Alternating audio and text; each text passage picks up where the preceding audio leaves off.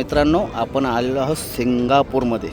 सिंगापूरमध्ये आपली पुण्याची मंडळी आपल्याला भेटलेले आहेत. तर बघूया, एवढा जवळजवळ एक मिलिटरी मॅन आहे. काका तुम्ही कोल्हापूर. हां तुम्ही टेन्शन आपली एज्युकेशन. हां, आणि तुम्ही Kolhapur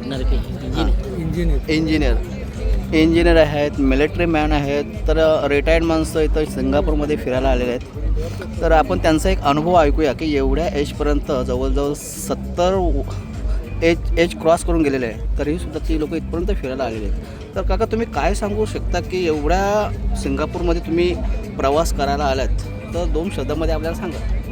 hello friends, I am Ashok Patil.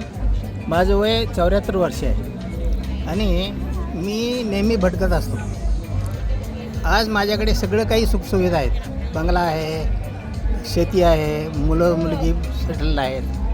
असं असताना ह्या वेळेला मला बाहेर फिरणं खूप आवडतं. मी माझ्या मिसेसला 2 वर्षापूर्वी लॉस केलं, परंतु त्यानंतर मी निराश झालो नाही. कधी भरपूर वेळा मी ह्याच्यामध्ये गेलो, डिप्रेशनमध्ये गेलो, निराशामध्ये गेलो, परंतु मी त्यातून बाहेर येण्यासाठी मी अशा गोष्टी करत असतो. आणि मित्रांनो, अक्षरशः माझे तुम्हाला एक चांगला संदेश आहे की तुम्ही ना कधी निराश होऊ नका जीवनामध्ये. नेहमी पुढं चालत राहा. जे पास्ट आहे ते विसरून जावा. नेहमी पुढं चला, नेहमी पुढं चला. वेगवेगळ्या देशामध्ये जावा, वेगवेगळे प्रवास करा, मस्त फ्रेंड्स जोडा. तुम्हाला त्याचा एकदम आनंद येईल. तुम्ही डिप्रेशनमध्ये बाहेर निघाल. You will enjoy like anything. म्हणजे तुमचं म्हणणं आहे किती काही डिप्रेशन असेल, टेन्शन असेल, कुठल्या प्रकारचं काही असेल, तर माणसाने घरातून बाहेर निघणं हे निर्णय भयंकर जरूरी आहे. खूप गरजेचं आहे. बरोबर. मी तेच तुम्हाला सांगतो.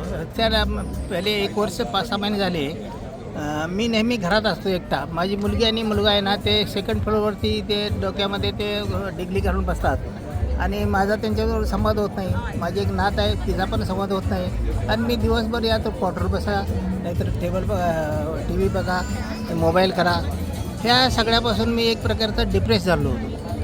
नंतर मला समजलं की आपण जे आहे ना, ह्या डिप्रेशनमधनं बाहेर येत असेल तर हा एकांतवास हा सोडला पाहिजे. आणि पूर्णपणे तुमचा हा फ्रेंड ग्रुप म्हणजे मित्रांसोबत तुम्ही आलेले आहेत. हो. बरोबर. असे हे जवळजवळ 16 लोक आलेले आहेत. त्यातले 3 लोक आपल्याला इथे भेटलेले आहेत सिंगापूरमध्ये. आणि या छोट्याशा बेटावर तर आपण बसलेलो आहेत आणि इथं लाईट शो होणार आहे इथे. आता थोड्या वेळात लाईट शो होणार आहे.